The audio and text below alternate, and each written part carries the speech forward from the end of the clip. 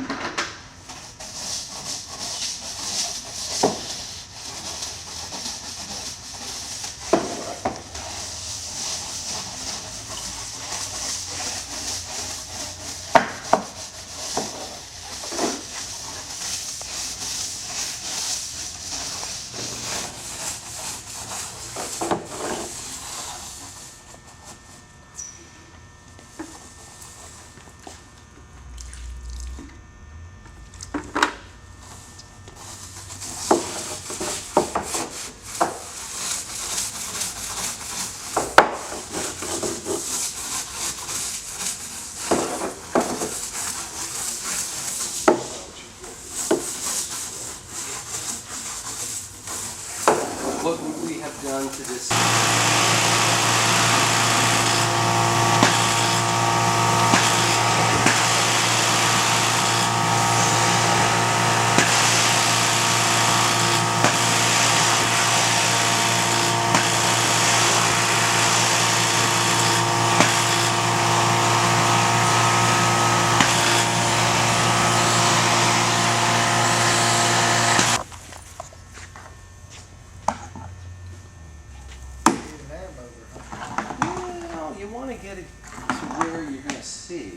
how effective you were on the cleaning.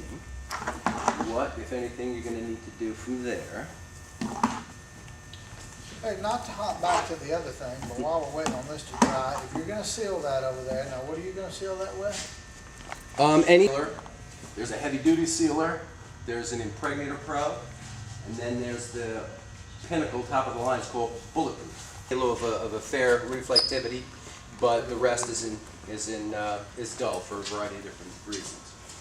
If you were to see a dull area that had an outline of a spill, you could immediately believe that that might in fact come from something that etched in an acid, lemon juice, oil bowl cleaner, restore, something has etched that surface, okay?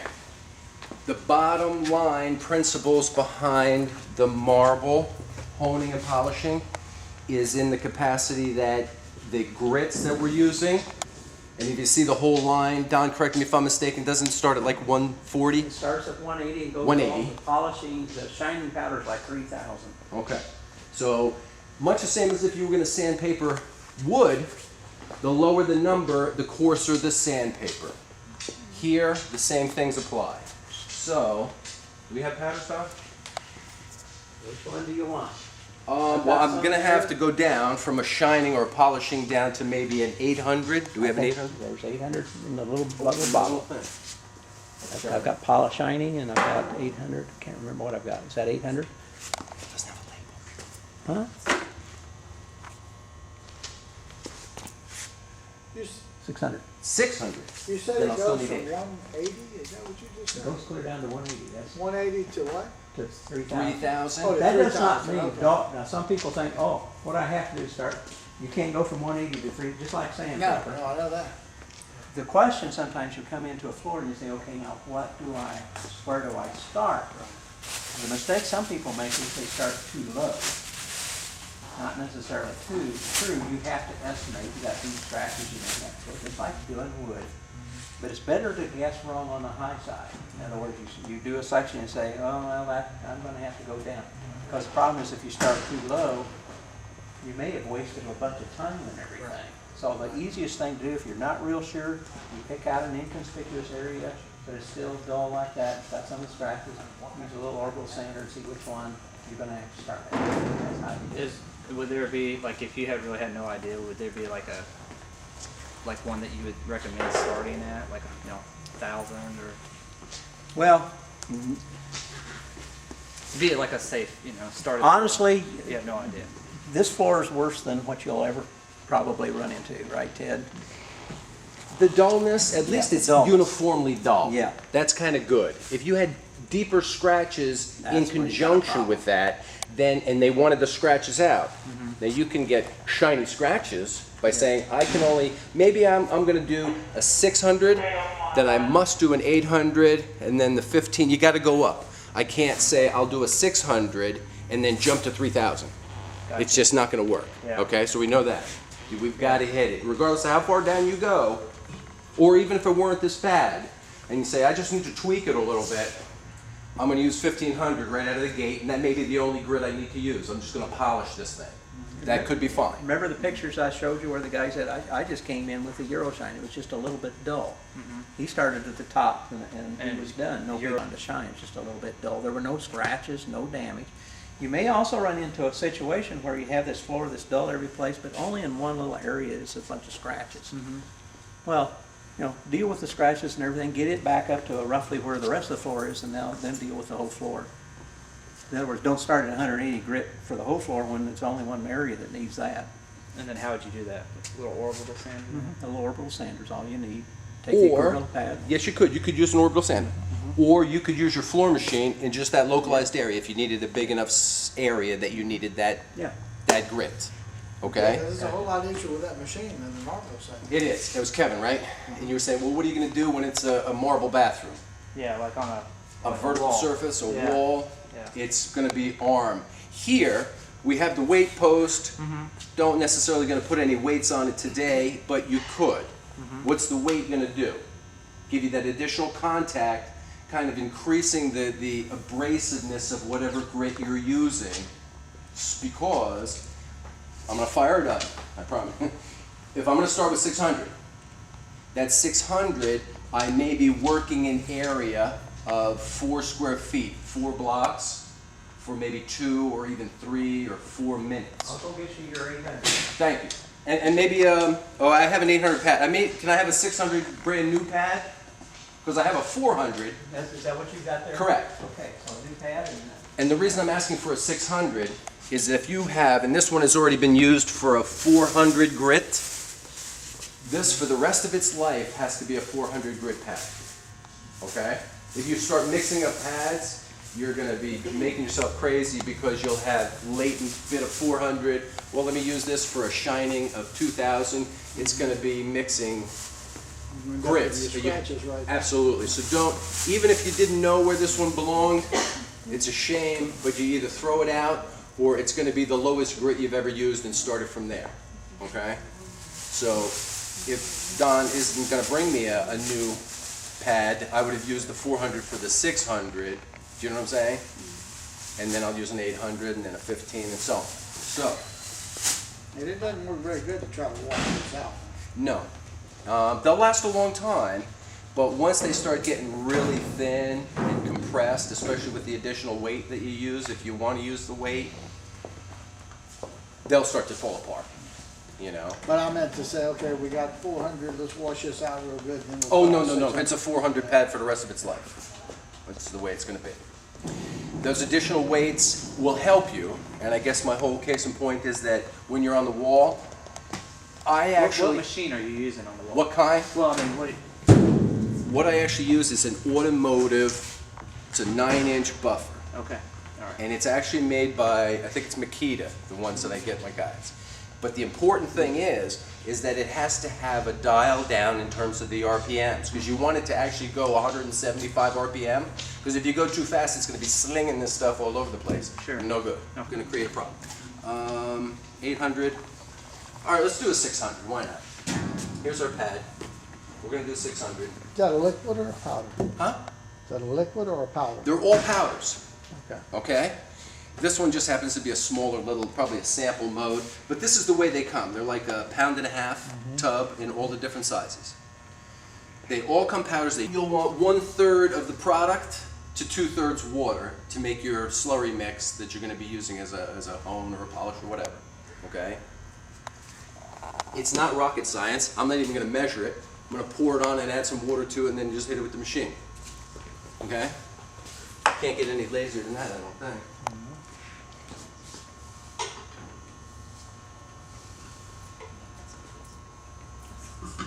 Again, 175 RPM machine. We got the drive block on it. Here's a brand new pad. The natural hair pads are the ones that are going to yield the best results as opposed to the white synthetic one at 600. And,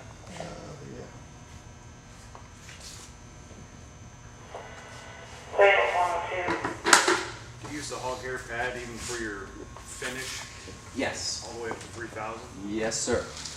All the different grits going to be the same. Different pad, obviously, right? Yes, Like we keep saying? but the same type of pad. the Yep.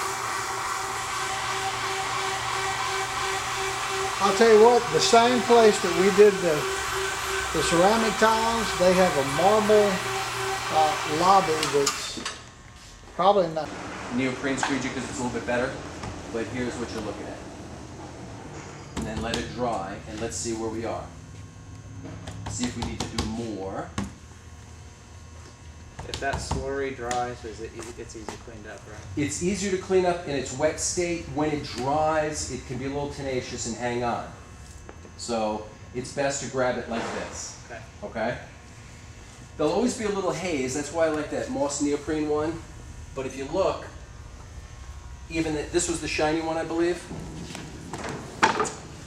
Yeah. Was that our shiny? Shiny to the right and dull to the left. That 600 has completely cracked it down, right? Yeah, now they both look better. Exactly. So what did we accomplish? A honing. This is the honing business, okay? We were either trying to even it out or get that etching from the acid or the scratch. There was some reason why we wanted to knock this thing down and start at 600, and we did. We would do that on whatever area we felt 600 was needed on, okay? Once we've accomplished that, I'm now going to change it over. But if we were to continue, the thing that you can do, you notice when I first put the powder down and put water to it, it was a slurry, it was white, and here now it's already gray. Why is it gray? Exactly, we've already abraded that, it's gone into the slurry. This is still good. So we would squeegee it, and if you're working with two people, one other fellow, your partner, can be moving it over into your next area of grid. You know, we know that we did this 4 square foot. We'll move into the next 4 square foot. I set my little egg timer again for another 4 minutes, and boom, I'm back to work.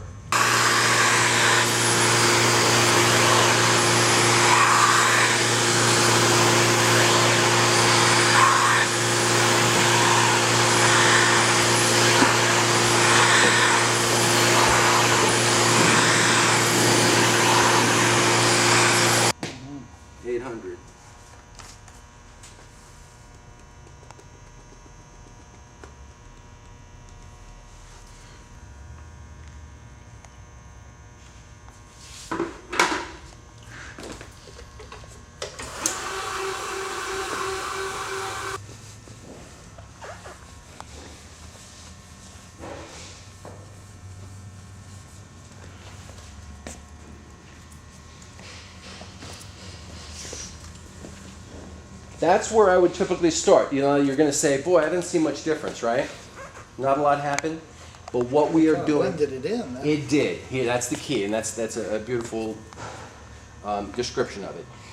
All those different grits are going to be tightening up the pores like you would sand a piece of wood. So by going to that 400, and then 600, and then the 800, now to hit it with the 1500, we should see a nice, tight reflectivity with good definition of you know, reflected light and so on.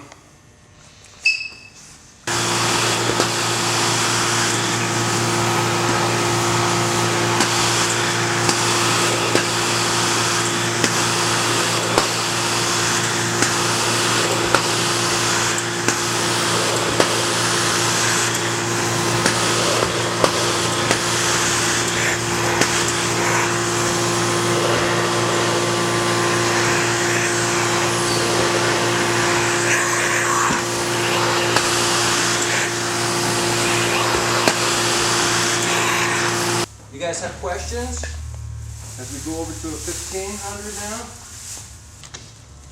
What was that? This is going to be a 1500.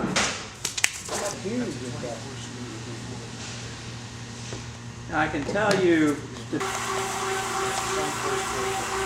Okay.